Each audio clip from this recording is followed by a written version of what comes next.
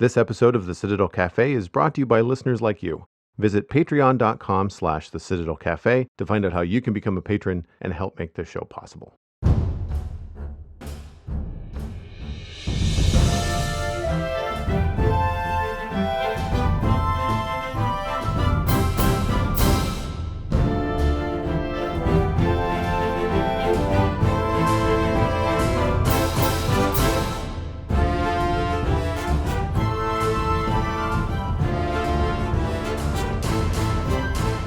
This is the Citadel Cafe, episode number 402 for Wednesday, May 5th, 2021. My name is Joel Duggan, and the Citadel Cafe is where my friends and I hang out to talk about the geeky stuff that we are into.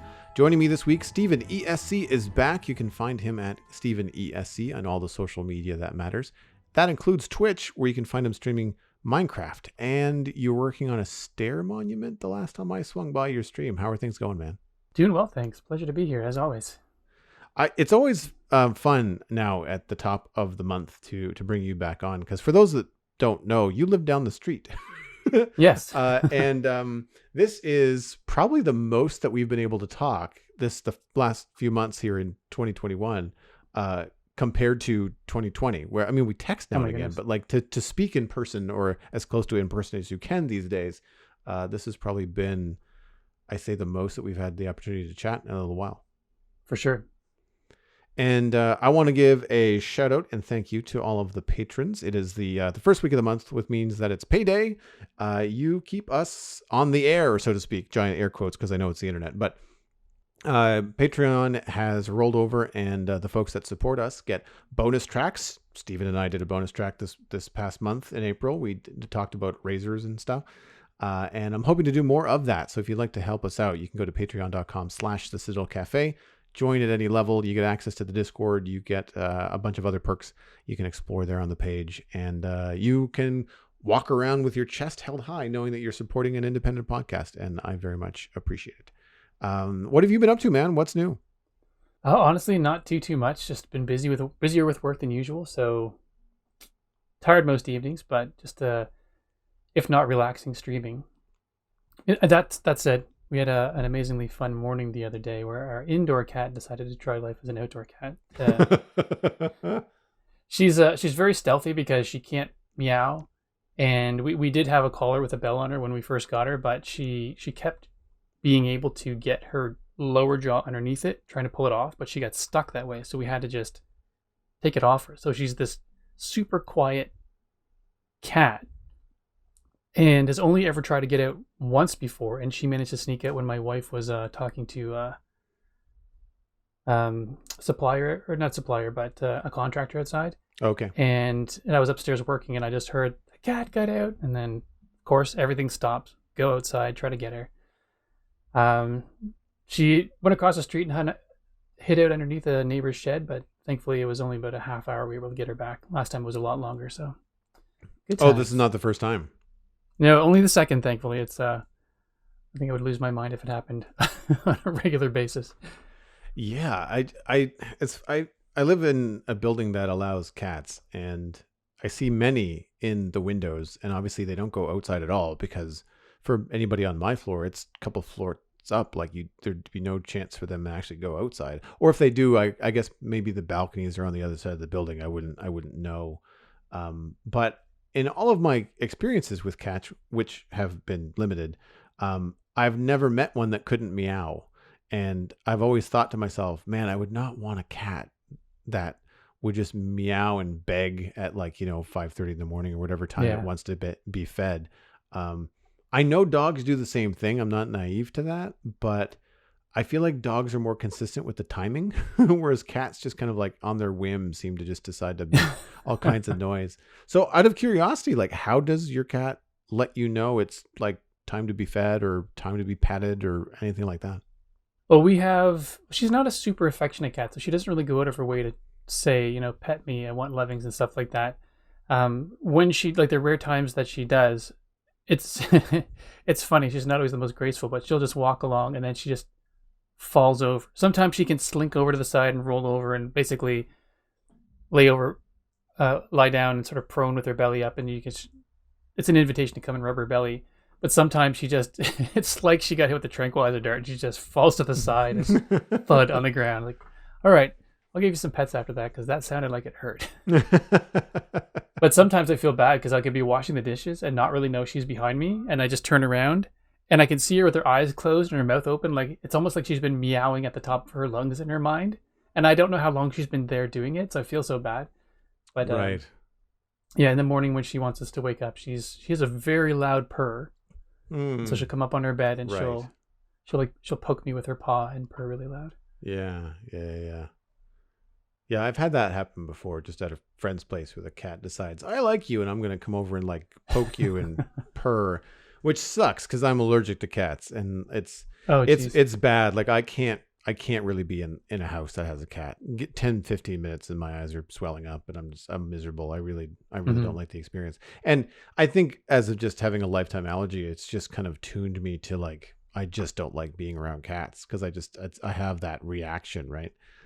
Yeah, well, my wife's actually allergic, and this is our second cat as a family, and both of them have been long hair cats, and she's had no reaction to picking them up and like rubbing in their faces and stuff like that. But if they sort of scratch her at all, it's almost like there's something in their claws that kind of gets under her skin and just burns and itches like crazy. But wow, interesting. we're able to, yeah. Yeah, I'm much more of a dog person, and unfortunately, I don't live in a building that allows dogs. I wish they did, because I would have responsibly. Not, I feel like there's an awful lot of people right now getting puppies, and I don't know if they're all really aware of what they're getting into. And I say that as a non-dog owner, only knowing people that have dogs. But I just see an awful lot of people, and I'm just like, really? You're getting a dog too? Okay.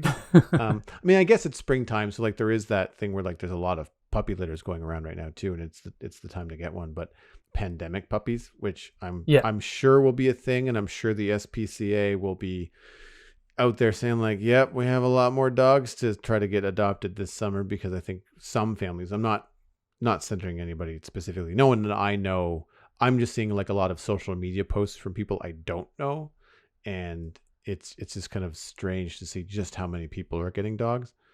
Yeah, I was going to say the same thing. It seems like it's almost possibly pandemic loneliness that they want some sort of a companion around. So yeah.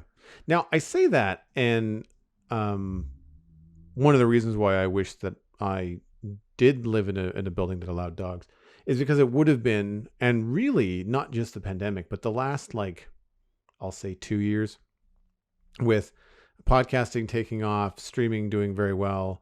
Like I've had the financial security where I felt I could take care of a dog. Like I did, I wouldn't feel like it would be an irresponsible decision. And I work from home full time before the pandemic, so I would have been around for all of that kind of stuff. The attention there would have been necessary. And for those that are, I mean, I don't want to sound like I'm just blanketing everybody saying if you're getting a dog, you're being foolish. Not at all. If people are getting a dog, maybe it's a second family dog, or maybe you've done the research and you're getting a dog. What a perfect time to get one, because I mean, in a lot of ways, in a lot of places, kids are even home from school, so exactly. Parents are working from home. There's a lot of people around. It'd be a really good experience and probably a decent time to bring a dog into a family. The only thing that I've seen, because I do follow a number of dog trainers out of curiosity on social media, is that they're saying that, you got to remember that this dog is going to grow up or get used to your household in a pandemic, which is not a normal life situation. So you're going to have to remember in 6 months or a year and a half or whenever it's comfortable for everybody to go outside and be walking your dogs in your neighborhood and talking with people and having guests over, this is all going to be new for your dog. There's going to be no training whatsoever as to how to handle someone at the front door or relatives coming over. And so I thought it was a really interesting point. Like we all can think about the adjustments, but trying to train a dog to adjust to that is something else entirely, which I didn't think of until I was watching some social media videos from a couple of trainers, which I thought were really cool. Yeah. And the flip side of that, almost, it's going to be hard to get, or basically impossible to get them used to being home alone suddenly for extended periods of the day. Because if everyone's home, kids are doing school at home, parents are working from home, and then suddenly there's a day where everyone goes, okay, we've got to go, puppy. And then like 7 hours later, people come home. It's going to be a huge shock to their system. Whereas I feel with cats, it's very often, my experience has always been like the cats, I imagine them, my cartoon brain, when all the humans go to work, the cats are just like, finally. It's like living with a Yeah. roommate that you don't particularly like, but they're okay, you know? So you deal with it because you need the help with the rent. But like, you just, as soon as they leave for their job, you're just like, oh, thank God, 8 hours. I don't Yeah. have to worry about it. That's awesome. Well, speaking of dogs, Squirrel. The Double O Squirrel, to be precise, who has written in to the Citadel Cafe. If you'd like to do that, it's thecitadelcafe@gmail.com. The squirrel says, "Hey, Joel and co-host. On TCC episode 398, Megan mentioned a game which she couldn't quite remember the name of, referred to it on the episode as Terraforming Mars. From her description, the gameplay, I believe, is meant to be from Surviving Mars, which, incidentally, I got free off of Epic Games a few months ago and would recommend picking it up if it comes up free again. Also, congratulations on 400 episodes, which I think I've been here for at least 100 of. Have a great day to both you and your co-host. Happy nerding, the Double O Squirrel. Squirrel, thank you so much for the email, and thanks for the congratulations. I appreciate it. And I do remember that episode, and I remember even looking up the name of the game on Steam and then confirming that it was Terraforming Mars. I was wrong. There is a game called Terraforming Mars, but that's not what Megan was talking about. You are correct. Surviving Mars is the city builder game that Megan was referring to. So if people are interested in that particular game, that's also on Steam. Just look for Surviving Mars. It's a much more popular game. Terraforming Mars is more of like a hexagon puzzle game, where Surviving Mars is more of like a city builder survival type situation. So I would check those out on Steam if you have not. I'm a terrible friend. Why? I don't think I congratulated you on reaching 400 episodes of the Citadel Cafe. So, I'm sure you did. Thanks, man. No, but the Double O Squirrel, thank you for the reminder. And in case I haven't, congratulations on 400 episodes, Joel. Now it's official. Now it's on radio now, right? Exactly. I knew we talked about it, but it's just funny that I don't know that I actually congratulated you on it going by. So, well, in your defense, there has been a lot going on in the last couple of days. Next email, we have two this week, comes in from Grand277. Dear Joel and co-host, ever since the first movies, Marvel has been working their way towards Endgame. And now that this is over, the new big bad will have to be faced, and I don't know who that is. With some of their most popular Avengers dead, how will they continue on with this universe, or will they try to start another? I guess we will have to see what happens next in the movies. Ordered by Grand277. Well, I have an answer for you. Just the other day, as a matter of fact, Marvel released a trailer with some hearty Stan Lee voiceover feels at the beginning, called Marvel Studios Celebrates the Movies. And hold on to your nuggets, because I've got a list for you. Starting this year on July 9th, Black Widow. Shang-Chi, September 3rd. Eternals, November 5th. Spider-Man No Way Home, December 17th. Moving into 2022, we have Doctor Strange and the Multiverse of Madness on March 25th. Thor, Love and Thunder on May 6th, 2022. Black Panther, Wakanda Forever, July 8th, 2022. The Marvels, November 11th. And Ant-Man and the Wasp coming in February 17th, 2023. Guardians of the Galaxy 3 on May 5th, 2023. And some date in the future we don't know yet, the Fantastic Four was, I believe, already announced, but they kind of put it in this sizzle reel. It's a feel-good reel, by the way. You should really go check it out. It's got highlights from the Avengers run and Endgame and fan reactions and stuff, and then it goes into trailer bits from all of these. Have you seen this clip, Steven? I did, yeah. I got a notification on my phone just as I was heading to bed, and I'm like, yeah, I'm going to stay up and watch this. And it was so good. One of the things I liked was the, like you were saying, the fan reactions to the big battle scene at the end of the movie. In the end of Endgame, it was just great. It chills when they've got Captain America with Thor's hammer. It was just so cool. Yeah, I love that kind of stuff. There's a number of clips that will just circulate on my YouTube from time to time, or social media, Instagram, that sort of thing. And it's just people that have filmed the reactions of either Cap picking up Mjolnir for the first time, or that scene where he says assemble at the end of Endgame, Another one that's highlighted is the fans reacting to all of the Avengers coming back from the snap when Hulk brings them back, and Sam Wilson comes in on the left through the portal and says on your left. Like there's all these really cool iconic moments, and you've seen them, a couple of times if you've watched the film, but to hear audience react to them is really, really Mm-hmm. cool. You could see the excitement of everyone, and this person filming, there was somebody like, not the person filming, but somebody like maybe half a row over was just losing their mind, like just losing their mind. And it's the kind of like authentic reaction that you just don't get to see all the time. Not to mention that in Canadian movie theaters, people are pretty quiet and polite. There's not a lot of shouting that happens in stuff. It's They'll true. clap, or they'll laugh. If it's a funny moment, people laugh, but there's not a lot of cheering. Like people don't like go woo when something cool happens, because like for me growing up, it's always been like, it's a movie screen. Like the people on the movie screen can't hear you. You're only disturbing people next to you. Right.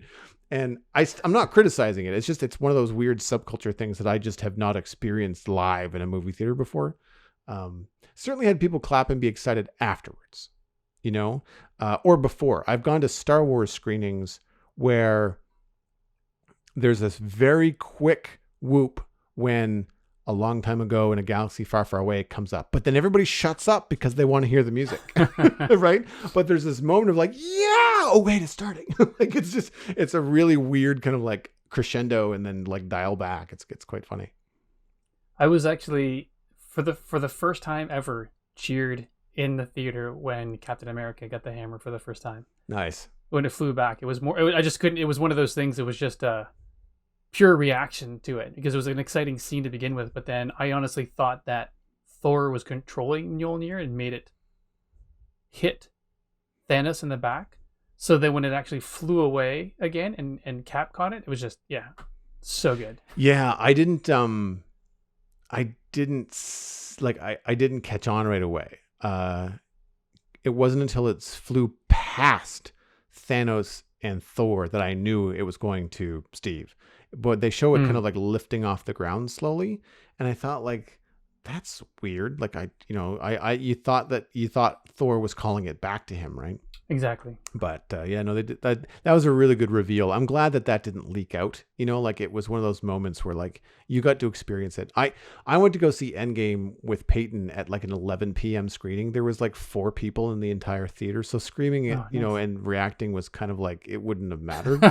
Like that would have been completely different. it Yeah. would have been very weird. Yeah, so the whole thing was very quiet. Although there's definitely, I do remember, like, because I was with somebody, because me and Peyton were there together, and he's a longtime Marvel comic fan. There was definitely some like quiet moments between us going like, yeah, like just like the little chuckles where you can only hear it because you're sitting next to the guy, right? Like that kind of stuff was really cool.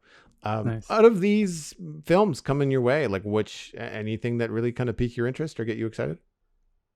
For me, I'm gonna be excited to see Black Widow finally. I feel like that one's just a long time, like a long time coming, Mm-hmm. long overdue. So I think that'll be nice and I'm excited to be able to sit in the comfort of my home and watch that. I think we talked about that before. I think that's going to be a nice experience to try. I'm really curious to see how that plays out for Disney, to find out whether, do they make enough money to go, oh, so we made that chunk of money, but didn't have to pay any of the overhead for going into a theater.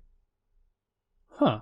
Maybe it's they do two at the same, like, would they release it at home and the theater at the same time? So I know you talked about it not being worth it for you financially. Yeah. To pay for the Prime version. It depends on the film, I guess, right? Like Black Widow, can't say I'm gonna pay the premium $30 or whatever they charge to watch it. I mean, I've had this conversation with our friend Alistair, and he raises a good point. Like, I mean, $30 is still cheaper than taking your family of 4 to the film in theaters. Yeah. Right. So, pandemic aside, like pretend that you can go comfortably. It's still one, cheaper, and 2, more comfortable to stay at home. And if you have a big enough TV, like you're going to have a decent experience if you've got good sound and all that kind of stuff. Mm-hmm.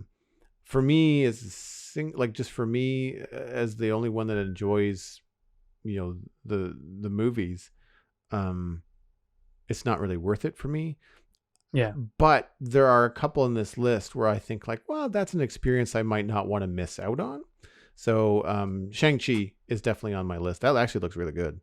Yeah, I'm looking forward to that as well. And I imagine you're extra looking forward to it because of its link to Kim's Convenience. Yes, yeah. And I'm struggling to remember his name right now, which is awful.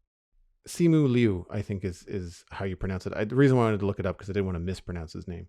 Right. But it's funny, like he's different enough in this trailer where I know he's obviously got the chops to do it. And because in Kim's Convenience he plays a little bit more of a doofy older brother. Like he's a good actor, but he's still the character he's playing leaves you with a funny kind of like, oh, weird. Okay, right. He's going to be a superhero. Like, but at the same time, like, I mean, Chris Evans was also in some odd things before he was Captain America too, right? So, I mean, it depends on the breadth of his acting. But I've seen enough interviews with him that I feel like he's got a good balance going on. Yeah. I like his screen presence. I like the trailer. It looks really good to me. I'm curious. I'm curious about Eternals too. I don't really know much about the Eternals. They seem like these kind of these long living beings, like these super beings, and like they've been watching over civilization for ages and ages. But I don't really know anything about it, so I'm kind of this one I feel like I want to go into not knowing anything and just sort of learn about the characters from seeing the movie. Yeah, the issues that come up with me in phase 4 of Marvel are I'm optimistically curious about Eternals. I'm curious about Doctor Strange and the Multiverse of Madness. The problem with these films is that you get into forces that are just so out there. Yeah. And you get with when you get beings and heroes or villains that are essentially gods, it's really hard to deal with them. But we do still have Thor, granted he's off Earth, and Doctor Strange is a seriously powerful individual. So like there's Yeah. a lot of heroes that have that kind of level as well. But I find that often those battles end up being like esoteric. Like it ends up being like, thought in space is your climactic Yeah. fight. And I'm just like, I don't know if that's really kind of like, as much as I appreciate the sci-fi and the fantasy and all that kind of stuff, I kind of want Captain America to just punch the bad guy sometimes, you can't do that when your bad guy is made out of light, or Yeah. is the personification of a black hole or whatever weird and wonderful thing they've come up with. Which one of the reasons why, to address Grand 277's point of like, what universe, what heroes are they building up to? I would have thought that they would have started Fantastic Four. Like I would have thought that in phase 4, you would have been trying to get into a Fantastic Four story and have in the same way that Avengers, Age of Ultron, Infinity War, and Endgame kind of peppered an anchor point throughout the first and second phase or third phase, I guess, of Marvel's cinematic releases, and all these other offshoots still had a role to play, but there was these culmination moments in these big Avengers films. And I would have thought that's a Fantastic Four, given that you've got like Galactus and the Silver Surfer and Doctor Doom, I think. So yeah, like I'm not a big fan of the comics. I haven't read them in a very long time, but it's one of those things where you think that would have been the anchor, but it doesn't look like it. It looks like maybe Internals might be, and the Doctor Strange might be the anchors of this fourth phase. And then Fantastic Four might be kicking off the fifth. I don't know. They've really not given much about Fantastic Four. Well, one thing I saw in the internet, in Shang-Chi, the big bad in that has actually been, interestingly, in play for a long time in the Marvel universe. Like the Ten Rings. I didn't realize it, but that was the terrorist organization that held. I'd have to go back and check this, but from what I recall, it was the terrorist organization that held Tony Stark captive at the beginning of the first Iron Man movie. They also came back in Iron Man 3. It was with the Mandarin, with like the icon of the Ten Rings again. Then apparently, in Ant-Man. When there were people in there bidding on the Yellow Jacket suit, one of them had a 10 rings tattoo on their neck. So it's almost like these bad guys have been peppered through the Marvel movie verse like all this time and leading up to now. So I'm kind of really curious to see, like, if is this big bad just going to be Shang-Chi movie only, or is it actually going to spill out to be something larger than that? But I would think any of these early films, with the exception of Black Widow because it's a prequel, I think anything new, starting with Shang-Chi, I would imagine it's probably going to bleed forward. If they've learned anything, they've yeah. learned that weaving 20 movies together into one giant universe is worth it, especially now that you have, um, you know, television shows. You've got series on Disney Plus with Mm-hmm. Falcon and the Winter Soldier, and I don't. There's not meant to be another season of WandaVision. I don't think WandaVision was meant to set up Doctor Strange in the Multiverse of Madness and give some more depth and closure to the characters for Vision and Wanda Maximoff. But yeah, I don't know where it's going, but I mean, like, they've proven themselves time and time again. Like, I'm along for the ride. Even Agreed. WandaVision, as weird as it was, I still enjoyed it, and thoroughly enjoyed the Falcon and the Winter Soldier, which of course I spoke about last week on the show. So yeah, like, I'm definitely interested. Absent from this list through 2023, perhaps because it just doesn't have a release date, is any future Captain America movies. So I don't know whether Sam Wilson is going to get a big screen. I'm hoping that he does. I'm hoping that they go that route, but it could just be that because of the pandemic and filming, they just don't know. I mean, anything that's being released this year, the filming was long over, right? They've been in Yeah. special effects, realms and editing realms for quite some time, I would imagine. Because I remember Eternals was announced, like, not this past Comic-Con, but like Comic-Con 2019, I think. I think you're right. Correct me if I'm wrong, audience, but I'm pretty sure that's when that's been around. So that was filmed and stuff. They keep these things so tight lid now that, which is good. Like, I don't want spoilers, and just like you, I don't want to go read up on all the Eternal stuff. Like, I'd rather just experience that going forward.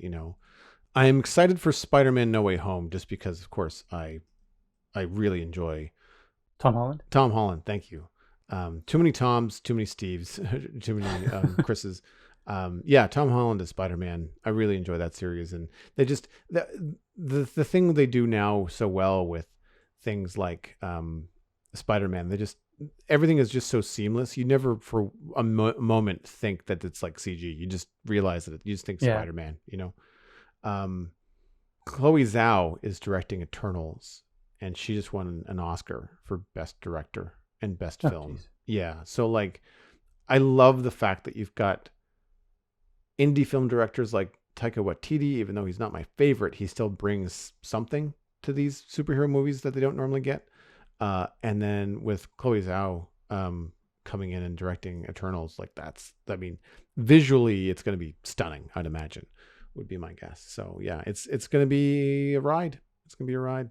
Nice. I'm looking forward to Thor: Love and Thunder as well. I mean, I like Natalie Portman, so yeah, it's going to be good. The only thing that I will say that is confusing to me is the theater release dates for these.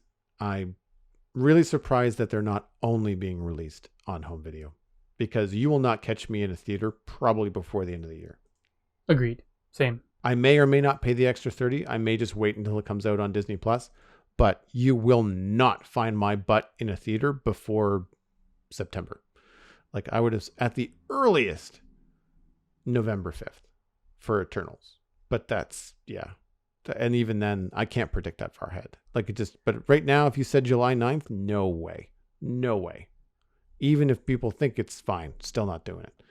No. So yeah, I do find that a little bit strange. I don't know whether I don't want to say it's irresponsible, but I kind of wish that they would put a good foot forward and say, like, look, they're coming out, but it's not the right time to put them out in theaters. And I appreciate that Black Widow fans want, like, a theatrical release for that character, and I get it, but I just don't think it's unfortunate, because I think that movie is going to suffer in the theaters. The numbers in the theaters are not going to go very well because of, a lot of people are just not going to be feeling comfortable going, I don't think.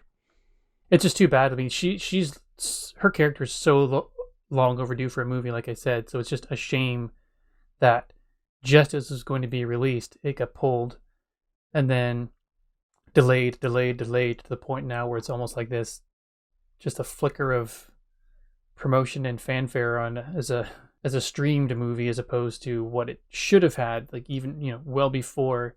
This movie should have come out at the time that it's supposed to take place. I think, which is after Civil War, wasn't it? I thought it was after Winter Soldier. Could be. I Could be forget wrong. which one it's after, but it's in that realm. Yeah. Yeah, her character deserved her own movie in and around the time that it was supposed to come out, not like after her character died and then delayed by a year and then another year kind of thing. Yeah. I think the whole thing is going to suffer from the fact that it's a prequel that we all know where the Black Widow ends up. And so any danger or threat to her life in that film is moot. Like it's the other characters that are going to bring that drama because you don't know them. You don't know what happens to them. And I agree with you. And I think I've mentioned that on the show before. Megan and I were talking about it and I agree. It should have come out back then. But at this point, I don't know whether releasing it this late is a disservice or not. Like I mean, it's made, you want to put it out, you've made an investment, but I don't know if the timing is going to hurt it. I mean, the timing won't hurt it if it's fantastic, but unless it's a gem, I don't think it's going to perform the way that people want it to, which is unfortunate. I wish it wasn't that way, but that's my prediction anyway. Well, speaking of all this Marvel stuff, we've got yet more to talk about in the main discussion this week, and mine is going to be brief because I don't have a lot to say about these because they're older films and they kind of they sit on their own. I took a trip down mutant memory lane and I did this thing that I saw people doing online, and I went to my Disney Plus account and I changed the parental restrictions because Disney recently put a lot more content on Disney Plus, but not all of it is from Disney. And some of it is adult, aimed entertainment. So it's not cartoons. And so to watch Deadpool or to watch Logan, you have to change your parental controls, which are default to, I think, like PG-13. And so I changed it right up to R-rated. And so Deadpool is there, Logan was there, all the X-Men movies were there. And so I watched Logan because I haven't seen it in a long time, and it's a really good film. And I've talked about it on the show before, so I won't get into it now. But it led me to go back and watch X-Men from 2000, X2 from 2003, and X-Men The Last Stand from 2006. I will say that X-Men and X2 stand up. They're not bad. I mean, X-Men, it's got some cheesy effects and some lower budget stuff. We can thank The Matrix from 1999 for everybody being in black leather all the time, which is, it is what it is. Watch that first is what you're saying. Yeah. Well, I think too is that I'd rather that than have Wolverine in a bright yellow blue spandex. Like I just, that wouldn't fly with me either. So I'm not really criticizing it so much. The hair's a bit much on Wolverine. By the time you're done the series, you're like, wow, that's pushing it. It was much better in Logan where it was subtle, like it had its moments. But yeah, they hold up. The stories, the individual characters, the weight that they put behind the issues in X-Men. X2 leans heavy on the Wolverine backstory. Because Hugh Jackman and Wolverine was like a breakaway star from that X-Men movie, and they leaned into that hard. And X-Men and X-Men 2 are directed by Bryan Singer, so I think it was meant to be a 3-part, but Bryan Singer didn't direct the last one, so and it shows because it's not very good. I haven't even finished it actually. I've been watching it in small sittings, but it's one of those things that you can just pause it and just walk away because you really don't care. The one thing I will say, though, that has really shone its light has been the political discussion and the political themes that not just the movies, but the X-Men comics and story and stuff in general kind of deal with in terms of being different, being segregated, being treated differently, especially with the character Storm, played by Halle Berry in all 3 films, but X2 and The Last Stand in particular. Her character comes to or goes through an arc of pity, sadness, anger, and then balance. Like there's an arc to her character, and I thought fittingly played by a black woman. to get that um, experience across. And I don't remember catching it when I first saw these, but I was also 20 years younger when I watched these. It's hard to believe it's been 20 years since the first X-Men came out, That's unbelievable. right? Because I remember seeing that in theaters and I remember loving it. Like I was on board because I mean I grew up watching The Next Generation, with Patrick Stewart as Xavier. Like I thought that was brilliant casting Yeah. and all that kind of stuff. So secondary to the very strong themes, which I think are poignant and important in the films, are things like the relationship between Magneto and Xavier, and brilliantly played with Ian McKellen and Patrick Stewart. I mean, granted, they kind of mishandled Xavier from a script perspective in The Last Stand. Wasn't a fan of that, but I think some of that is like true to the comics, and like you kind of have to go that way. I don't know. Basically referring to things like the mental blocks that he put into Jean Grey and trying to control her and all that kind of stuff. And it just felt out of character. And even the acting from Stewart, I felt was out of character for Xavier. And I don't know whether that was a choice by Stewart, whether it was a choice by the director or the script. I don't really know, but it just didn't fit the character for me for what I remember from the other two films. But I do really enjoy that relationship between Xavier and Magneto, and how it's not always just, Luke Skywalker versus Darth Vader. It's not X-Men versus Magneto and his army. It's sometimes they team up, sometimes they don't. It's always Magneto versus the humans that don't like mutants. That's always a constant. But then X-Men have to defend themselves against the humans that don't like them, but then they have to help the humans that do like them and need help. And there's this really interesting triangle kind of conflict that happens in the X-Men series that I really enjoy. And they do a really good job with subtle dialogue nods. I just watched it just this afternoon. There's a bit in The Last Stand where I can't remember the character's name, Fire Charger or Pyro or something. He controls fire. And the character's a bit of a hothead, surprise, surprise, insert early 2000 trope here. But he's talking to Magneto saying like, you let her kill Xavier. Like I never got the chance to kill him for you. And Eric got really defensive. Magneto was just like, Charles Xavier has done more for mutants and mutant kind than you have in your little finger / before you were born, or something along those lines. And my biggest regret is that he had to die to see our cause through. So, I mean, you can still see that Eric is upset about the loss of Xavier, even though Xavier was very often standing in his way in what he felt was the right way to go about it. So I just, again, there are deeper moments from The Last Stand, but it suffers from really, really gross, like even like unfinished sequences, horrible cuts, plot holes, and to our concern earlier about like the Eternals and like what these crazy, like long, immortal godlike characters might, bring to the Marvel universe. Phoenix and Jean Grey, she's just so powerful in The Last Stand that like the only reason anybody is alive is because she's decided not to kill them. Like it's just, it's just on a whim. Like there's I don't know how they stop her. I don't remember. I believe it's Wolverine that kills her. I don't remember. Yeah, but it was. But it's just one of those things where like, even if that's the case, there's just no way. Like it's too powerful. Like there's not enough of a down to earth conflict, because like you're dealing with a potential threat that can disintegrate you into atoms by thinking about you. Well, shit. Like, what do you do? Right? Like, okay. Yeah. You're all alive because she's decided to let you. Like that kind of thing. I find it weak writing. And then you kind of wonder, like, the acting from Jean Grey is not the best.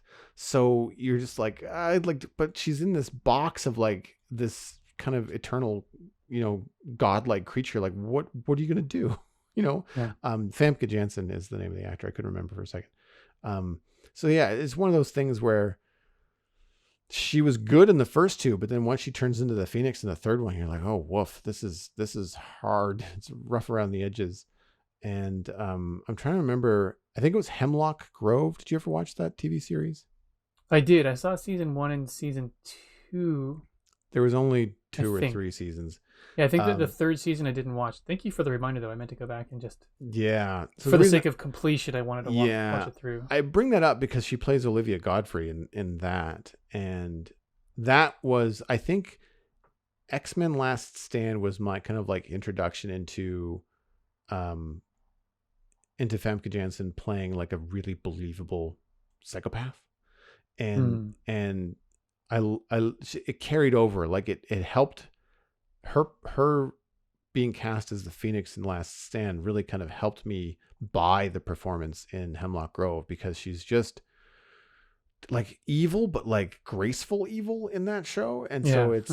it's really interesting to see kind of like the early, machinations of that. But anyway, I don't necessarily recommend X-Men Last Stand, but I did enjoy going back and watching X-Men and X2. And I have seen, but in more recent years, the other, First Class and the other cast with Jennifer Lawrence and stuff. And I will go back and watch those. But so far, I'm having a good time with it. And they're all on Disney Plus. So Nice. easy, right? Although I have to say, like some of the older films, some of the scans are gross. Like in the dancing ants in X-Men Last Stand, it's rough. You can see the film grain on a 4K TV, something fierce. Nice. That's it for me. What have you been we've been watching? Well, as a family, we started watching Inhumans. It's a Marvel show that was, I forget which network it was on, but it's from 2017.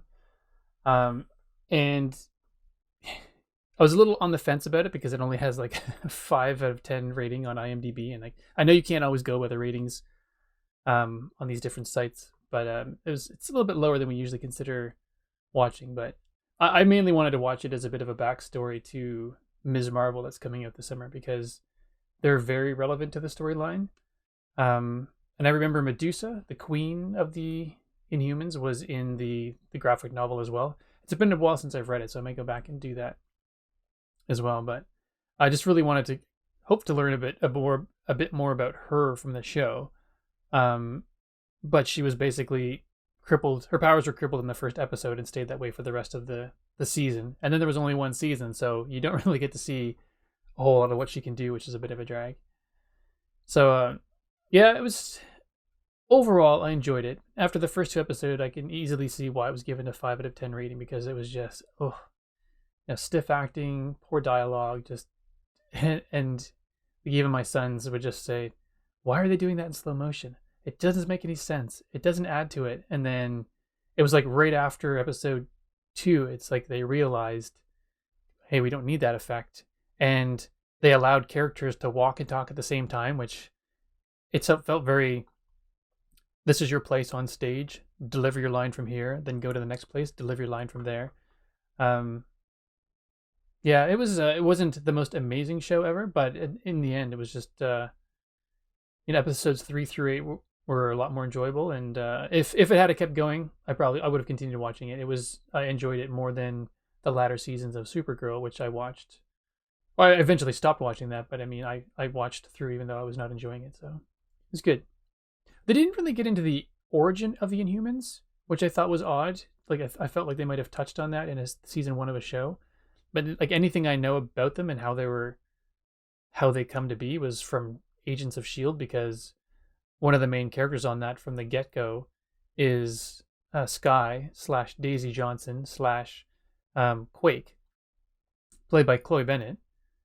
And so, like, how she became Inhuman on that show and others became Inhuman, it's all explained there. And it's like you find out that the Kree came to Earth hundreds, or I forget, maybe thousands of years ago, and did genetic experiments on humans with the intent of them becoming basically like sleeper soldiers, so that if they ever needed to come back and activate them, they would have this race of beings, or like this army of beings that would be ultra powerful and could come and support them. Um, but then they later abandoned that project, realizing it wasn't ethical, which seemed weird after coming and doing genetic experimentation on a planet, and then going, yeah, maybe we shouldn't.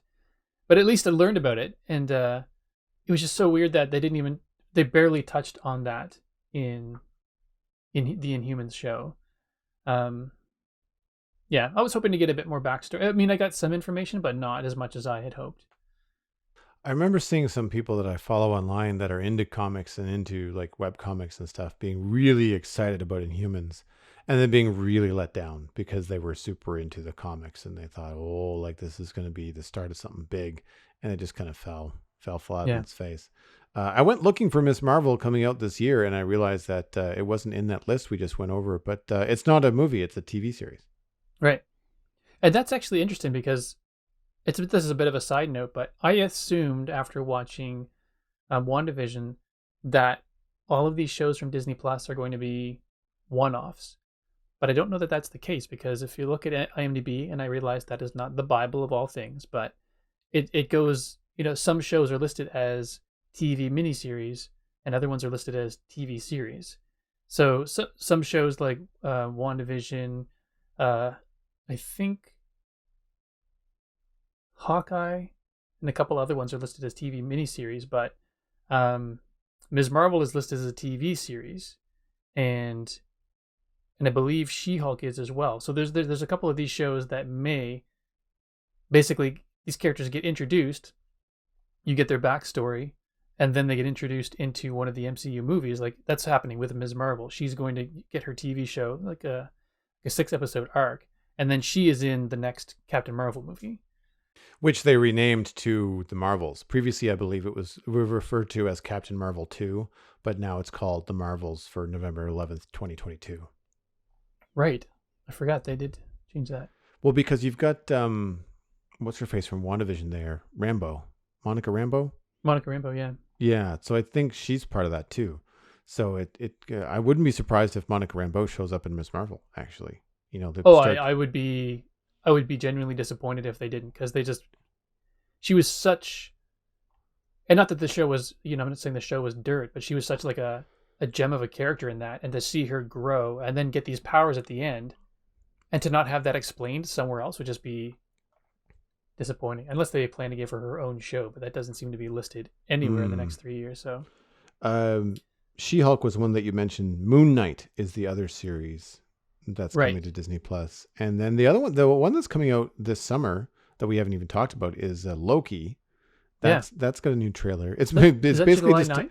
It's July June 9th. June 9th. It's Wednesdays because the tagline was Wednesdays are the new Fridays because Friday was Falcon and the Winter Soldier. And it's a 60-second clip of Tom Hiddleston being Tom Hiddleston, just saying like, Loki's really cool. You should come watch Loki.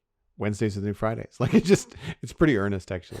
And then check that out. Yeah, the other trailers that I've seen, I haven't watched the trailers because it's an animated show, or it looks like it's mostly going to be animated, and I don't want the sizzle reel in the trailer to ruin really cool moments in the show for me. But the What If series coming, looks really cool. The imagery that I see a lot online is instead of Steve Rogers, it's Peggy Carter that becomes Captain America, and it's not Captain America, it's Captain Britain, I guess.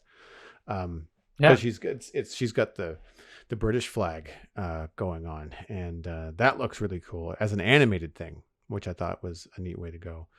Looks beautiful in terms of the way that they handle it. So I'm curious about that kind of stuff as well. And there's another clip where I believe for Guardians of the Galaxy, instead of Quill or Quinn being picked up, I forget what his name is, but a child from Wakanda gets picked up and taken to the stars. And then there's another clip where they show Captain America as a zombie, and another clip where like it's just like it's really what if, and then what's this wild idea from left field? Let's just grab onto that and see what it might be as a story. So I'm pretty excited for that one as well. Yeah, there's some stuff with Doctor Strange going in there too. So there's probably going to be little hints and stuff at what might be coming in Multiverse of Madness. And I guess other than the Inhumans, I finished watching Invincible. Oh, nice. Yeah, so I haven't finished that yet. What did you think of the series? Because you and I have been talking about it like in between shows, and I talked about it with Lou last time, I think. So what have you thought about it so far? I think overall impression, I'm enjoying it, but it's not without its problems. Like I was instantly curious about it when I saw it promoted on Prime, because I'm just been on this superhero kick lately. It almost feels like I didn't read comics when I was a kid, but so I'm now for some reason just every time one series is done, Like there's a new one coming out. What is it called? Legacy of Jupiter or Jupiter? Oh, I forget. There is another superhero show coming out soon on Netflix, I believe. I have to figure out what that one's find out what that one's called again. But I'm probably going to go watch that one because it starts either this week or next week. But either way, I was just I really wanted to check out Invincible, and then when I found out it was, I think it was quote unquote based on the beloved comic book, I thought, all right, well, it's got a good audience backing, and they're doing this, it should be pretty good. But I went back and read through the show notes from the last time that you talked about this, and I think you and I we shared some of the same concerns. Like my initial reaction was like, holy smokes, this is violent. Is the comic book really this way? And then, as you mentioned, like the animation felt pretty subpar for the Hollywood names that were attached to the project. And actually, the first thing that struck me was like these two security guards in the show, just like talking and talking and talking. I'm like, the only reason I could expect that they would do this as like a direct homage to the show, but it's not even there. Like those characters aren't even in the comic book, and so the pacing of the show is so choppy at times, but the comic book's pacing is so good. Like I actually felt like I questioned like the things that bugged me about the TV show. I sort of questioned them so much. I'm like, I gotta see if the book's like this. Like, why would they make this a show if the comic book feels this would be equally choppy or equally jumbled feeling? But yeah, I I don't know what it is with me binging lately. I binged all of Shield for our last time, and I binged all 25 volumes of Invincible because they're available as ebooks to the library, and they've got unlimited copies. It was just like easy to flip through, and when it was exciting, you're just reading it on an iPad, so it's a great size as well. Just flip through and go, oh my goodness, and you keep going. And when it's done, would you like to return it to the library? Yes, please. Go check the next one out? Yes, please. And it was easy to devour the entire series. And it was, there was a lot of differences. And I guess for me, the comic book is it's infinitely better. And like one of the things that I like the best about it is like Nolan Grayson, Mark's father, who's like, the superhero Omni-Man in the TV show. Yep. Mm-hmm. Yeah. In the TV show, episode 1, he goes and he murders the Guardians of the Globe. And then he's in a battle there, and he gets injured, and he's laying there, and they find him there. And in the comic book, they just establish him as Omni-Man. He's, basically painted as a decent, caring father who happens to also be the most powerful person on the planet. He doesn't punch Mark in the chest as part of a "I need to teach you how to be strong" training thing. Like I thought that was a total jerk move. Like, really? Did he punch him? Never happens in the comic books. So I was just such, comparing the two, why would you put that in the show? There's nothing about that like right away, Omni-Man is somebody that you hate almost like midway through episode 1 or like near the end of episode 1, I forget, but and then he does things like keep his bloody clothes from that murder scene and just leaves them lying around the house so that his wife finds them and suspects him like crazy. Like he could have flown to the sun, flown over a volcano. Yeah, the sun, or just flown over a volcano, just dropped it and just incinerated everything. And like, but that doesn't even happen in the book. Like I think it was at the end of, or the comics, I think happened at the end of volume 2. He murdered the Guardians of the Globe. And it was just because, similar to the comic books, now that Mark has his powers, or similar to the TV shows, now that Mark has his powers, things need to fast forward because he's not actually a good person taking care of the Earth for heroism's sake. He's actually a Viltrumite, and the Viltrumite people conquer places. And so basically he was supposed to be getting Earth ready to be taken over by the Viltrumites when they show up. And so because Mark got his powers, it's like, okay, plans have suddenly fast forwarded. We really need to get a push on this. So that's when he needed to get rid of the most powerful protectors of the Earth. That was the Guardians of the Globe, and he did that without getting injured at all. And nobody knew it was him. So, and nobody knew it was him or suspected it was him until he and Mark had that, Or you haven't seen the whole thing yet, so I don't really want to spoil Well, anything I for don't you. really care. I mean, I don't know if I've mentioned this on the show or just to you privately, but like I only really watch it when I'm in the mood for it and Mm. when there's nothing else on. Like I'm going back and watching movies from like 2006 that suck before I'm watching Invincible, the Fair final enough. show, right? So I'm not worried about spoilers. I mean, heads up, folks, if you're listening and you haven't watched it yet. But I mean, it's been on Amazon Prime for a week, so if you're that into it, you've Yeah. probably seen it. But just if you are not there yet, then like you might want to tune out for the next little bit. But yeah, like go ahead. Like I mean, I would imagine like when you say that the Viltrumites are coming to take over, color me shocked. This is my shocked face. Like I saw it coming a mile away. Like the writing in the television show is not good. Lou pointed out that he sees a lot of tropes and repetition in Kirkman's stories and Mm. themes and writing, and the show is no different. Like I know it's got different writers from episode to episode sometimes, but like I don't find it wholly surprising on many fronts outside of it's really this violent. Okay, I wasn't expecting that guy to die on a spike like that. Woof. Okay, Yeah. like does that kind of stuff is shocking, but it's not surprising. Um, the only thing that's kept me through the entire show has been the fact that Mark Grayson reacts to most things the way that I would. He seems to be the moral compass. And Yeah. so when someone dies a bloody death, he's like, he gets shell shocked, like he's got PTSD, like it really affects him. And he's trying to Yeah. be good. He's trying to do good by the people in his life. He's trying to have a girlfriend and finish high school and be a superhero. Like he's honest about it. But all of that, it's just Spider-Man in a yellow suit. Like it's not original at all. Like we've seen it all before. And that's why I don't really give it a lot of weight.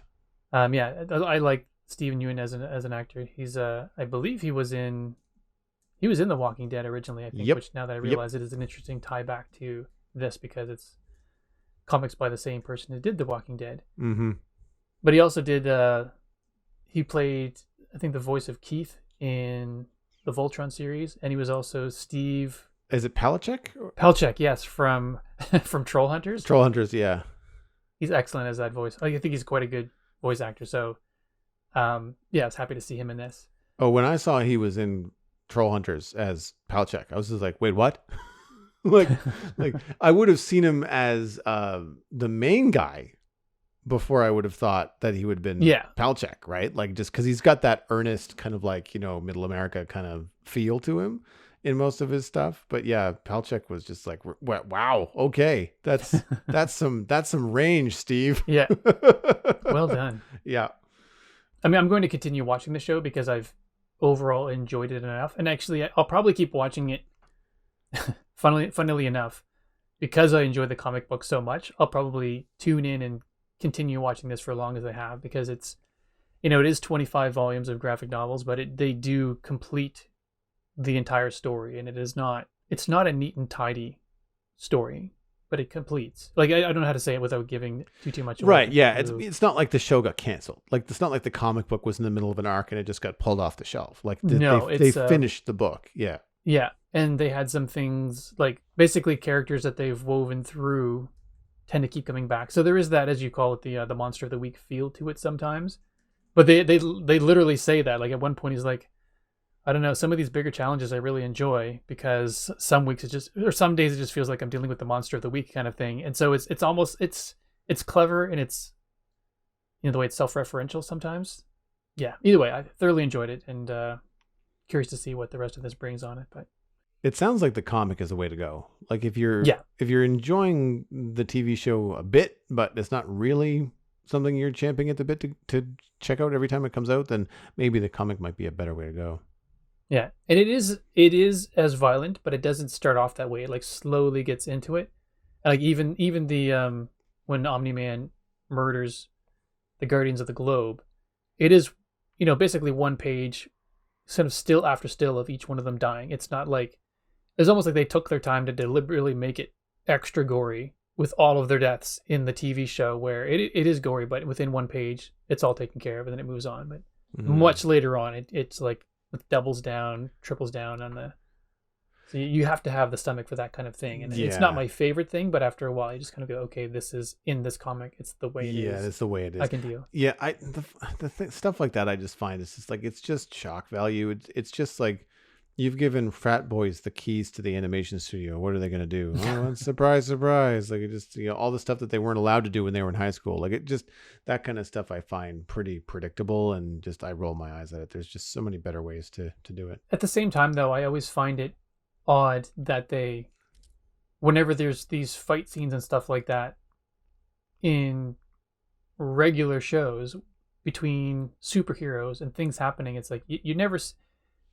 It's always like PG related, PG-13 injuries, when the reality of how this goes down in this show, as violent as it is, that's what it would look like. If a superhero chopped at a person, their body would be split into two, no problem, and it would be messy. You wouldn't show it in a PG-13 show. You'd find ways around it. But I find a lot of the times, like, people get injured, or they'll get kicked across the room and hit a wall, and they'll get up and keep going, or they'll get stabbed and they'll keep going. Like, I have days when I bang my knee on the corner of a desk when I'm going by, and holy smokes, I can barely walk for a day and a half. Like, you know what I mean? It's just like, yeah. TV shows injuries are not realistic. Not so realistic, then when things like this happen, yeah, it's gory and it's not my thing, but I think there's part of me that goes, that's probably what it would be like. And the thing is, though, like, if you're that powerful, then you're going to be able to kill people in the same way that a trained military person would kill somebody, by snapping a neck. Yeah. And I find like the violence that they do in Invincible, it's like they're running out of ways to kill people. So like it reminds me of like Mortal Kombat, where you have to come up with like a different fatality for every character. And the more that you one up yourself, then the more that the fans drool and want more.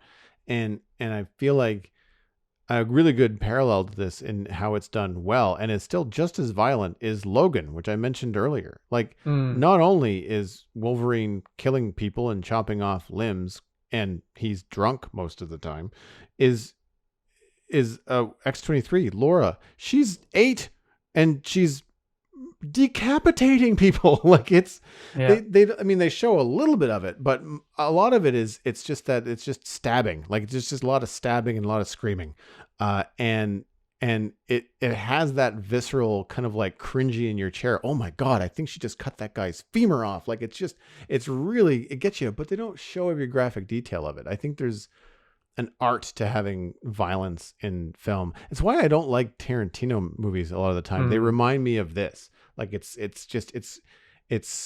sensationalist. Sensationalist, I guess, is the best way to say it. It's not quite the word, but yeah, it's gore for gore's sake. It doesn't do any justice. Where they're like, I feel like with Logan and X-23 and Laura, like, I feel like her violence kind of speaks to her captivity and lashing out and all this kind of stuff. Not to mention that the actor just did a fantastic job of just screaming at the top of her lungs. Like, and not like little girl screams. We're talking like belly screams. Like, it's like, rah, it's guttural. It's really quite astonishing. And to the point where I'm just like, my gosh, I hope that this like actor wasn't traumatized from making this film, because I mean, I'm sure she's probably a little older playing a little younger. Like, that's usually the case with most kid actors, but like, I don't know. I still felt really kind of awkward in some places watching that.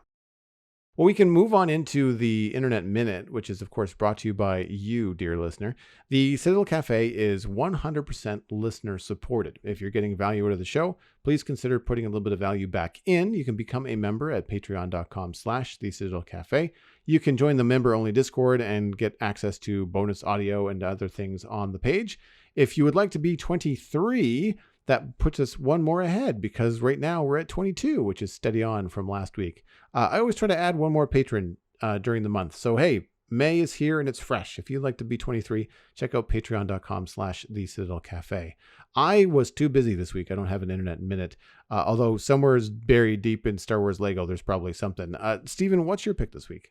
Mine might be a little bit unsurprising, but it's actually an ebook app called Libby, and it's basically an app that connects to your library account, and that's like what I use to read the entirety of the Invincible series. And it's I really like the interface. It's you sign in with your your library card number and your library password, and then you're in there and you can get to see everything that the library has available, and you just go through and just tap on it. You can reserve it if it's out, or you can just check out the books there, and then you've got a shelf. It's sort of like, on some level, like any ebook app like Kobo or Kindle or something like that. But it's a very, I don't know if it's done that way to appeal to kids, but it's a very nice to use interface. I'm not sure, but the better way to say it, it's easy and it's very pleasant. And so yeah, thoroughly enjoyed the experience using that app and recommend it. It's free. It connects to your library. Go get it. I know what you're saying about having an interface that's easy to use, but then feels like it's a Playmobil app. But Yeah. when I've got a small phone and big fingers, so when something is kind of like a big bubbly app that has like 2 buttons and it does what it's supposed to do, I really enjoy the experience because I get really tired of like tapping on text links on web pages and it going to the wrong thing because there's 2 links that are so close together that my finger is too fat to discern between one and the other. I much prefer the experience of like, press here to start, press here to stop. Sweet. Yeah. Like I just, even like my podcasting app, the play button is really small at the bottom. It drives me crazy. They devote the entire screen to the show art from the podcast, which granted, I know I make title card art every week for the Citadel Cafe and the Spawn Chunks, but like, I don't look at the title card art for any of the shows that I listen to. I push play on the iPhone and then I go do the dishes, or I have my headphones in and I'm walking down the street. I'm not looking at the phone. If I go to pause it, I want a really big play and pause button in the middle of my phone. Like I just, I want to be able to hit it with my elbow, when my hands are wet. Yeah. And there's something to be said for a really good designed app, Well, which podcast app do you use? Downcast is my current Downcast. favorite. Yeah. And a lot of it is just like, I haven't explored others because I'm kind of in bed with Downcast. It's been something I've been using for a while. I can't remember who recommended it to me. It might have been another podcaster. It might have been like Tom Merritt or Scott Johnson or somebody, but it's not free. So it doesn't come up on people's lists a lot because people don't tend to want to pay for that kind of stuff. I mean, it's $2.99 that I bought once, like probably 5 or 6 years ago. But what I like about it is it allows you to control the number of shows that you keep on the phone, and it will constantly rotate. So like I listen to the Daily Tech News Show, and that's a daily show, Monday to Friday. If I don't listen to it for 2 weeks, I don't want 10 episodes on my phone, right? So I say, keep the most recent 5. And after that, delete the oldest and download the newest, right? Because it's a news show. I don't need to listen to them in sequence. I can just catch up. Like I can just listen to the new ones first, and then go back and maybe cherry pick my favorites from like, oh, that sounded like a good story. I might want to listen to more about that Google thing or that Apple thing or whatever. And I like that it allows me to do that. Also, it's easy to search for and also easy to manually put in podcasts. I really enjoy podcatcher apps that allow me to put in RSS feeds directly because I support a couple of podcasts on Patreon. And so by subscribing to the RSS feed on Patreon, I get like special behind the scenes, I get special episodes, and they just download automatically to my phone without having to worry about it. Right. So that's nice too. But I'll send you a link if you're Actually, I just looked it up on my phone. It might have been MacCast who recommended it to you because his podcast is actually the one that's being used as a sample in the interface sample artwork. Like I just opened it up and it's MacCast. That's hilarious. That's great. Good on you, Adam. Yeah. Well, you might want to check out this app. Yeah, MacCast has been around for a while as far as podcasts go too. I think that might have been one of the first podcasts I ever listened to. Well, that wraps up this episode of the Citadel Cafe. You can get more information about the show and links to some of the things that Stephen and I talked about at thecitadelcafe.com. Music for the show was composed by Kevin MacLeod, and you can email us at thecitadelcafe@gmail.com. Something I didn't mention in my X-Men talk, and I meant to, is that I'm looking for X-Men comics to read. I did not read them growing up. I missed the cartoons growing up. If you're listening to the show and you're a big X-Men fan, where do I start? thecitadelcafe@gmail.com. Find the show by name on Twitter. You can also subscribe for free on iTunes, Google Podcasts, Stitcher, Spotify, basically wherever you can find a podcast. Word of mouth is one of the best ways to support the show. It's easy, it's free. Tell a friend, tell a family member about the Citadel Cafe and where they can go to listen to it. My name is Joel Duggan. You can find everything I'm doing online, including my illustration and design portfolio at joelduggan.com. You can listen to my other podcast all about Minecraft at thespawnchunks.com. And you can follow me on social media at Joel Duggan. And today I will point you towards twitch.tv/Joel Duggan, where there's a brand new VOD out from this afternoon where I was playing the latest snapshot in Minecraft and died a lot. Oh, no. I will let you go figure out how that happened. The VOD's available on the Twitch page. Stephen, where have you been hanging your hat online these days? Most places. I'm Steven ESC all over the interwebs, but hanging out mostly on Twitch as well. So twitch.tv/Steven ESC, where I'll be introducing Minecraft Bingo in the near future. So come check out the fun. You've been listening to the Citadel Cafe, where we are fast, easy, and cheap, but you can only pick two.